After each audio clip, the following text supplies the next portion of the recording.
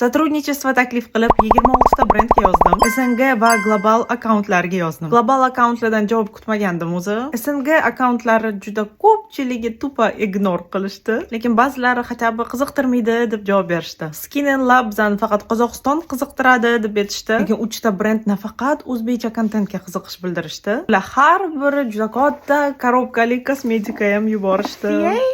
Bu XSY, Dr. Altia va Dr. Surical. Uchalasi ham prozrachniy va chestniy obzorga rozi bo'lishdi. Rozi bo'lishdi emas, chestniy obzorni prям qo'llab-quvvatlashdi. Ya'ni yoqsa yo'qdi deb aytish mumkin, yoqmasa nimasi yoqmaganligini ham aytish mumkin. Respect. Qaysi birini birinchi qilamiz? Kommentda aytib keting. Beauty blogingiz bo'lsa bitta takoy lifehack etaman. Sizga yoqadigan brend yoki do'konga прямой сотрудничество haqida o'zingiz yozing. Hozir koreys kosmetikasi SNG davlatlariga aktiv kirib kelmoqda.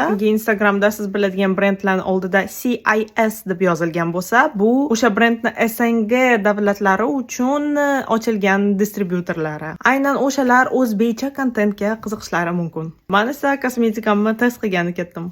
Bye bye.